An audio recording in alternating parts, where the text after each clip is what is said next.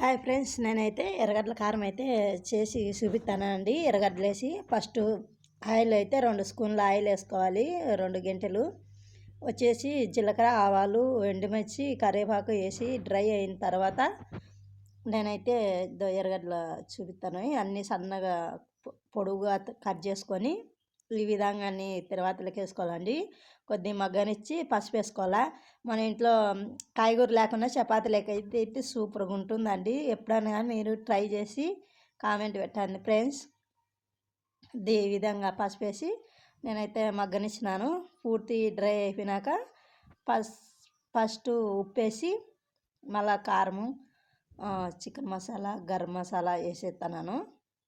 కారం వేసినాక గరం మసాలాను వచ్చేసి చికెన్ మసాలా అయితే వేస్తున్నాను. ఇదైతే 15 నిమిషాలు పచ్చాసినంత అయ్యే వరకు 15 నిమిషాలు డ్రై అయిన తర్వాత ఈ విధంగా లాస్ట్లో ఫైనల్ కొత్తిమీర వేసి ఇంకా దించేసుకునేదేనండి.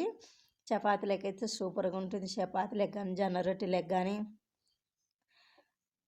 అప్పటికప్పుడుకి ఆడవాళ్ళకి శ్రమ లేకుండా ఇదైతే బాగా చిన్న చేయొచ్చండి చపాతీలకి. నేనైతే ఈరోజు చపాతీ కట్టి చేసేసినాను. మా ఇంట్లో అయితే చాలా ఇష్టంగా తింటారు ఇది. మీరు కానీ ఒక్కసారి ట్రై చేసి చూడండి, భలే ఉంటుందండి చపాతీలకి. నచ్చితే లైక్ కొట్టండి, షేర్ చేసుకోండి ఫ్రెండ్స్. చిన్న రిక్వెస్ట్ అండి, నా యూట్యూబ్ ఛానల్ చూస్తాను కానీ వీడియో లైక్ అయితే కొట్టలేదు, కామెంట్ పెట్టలేదు ఫ్రెండ్స్. చిన్న లైక్ చేయండి ఫ్రెండ్స్. ఈ విధంగా అయితే చెప్తున్నాను. Bye bye.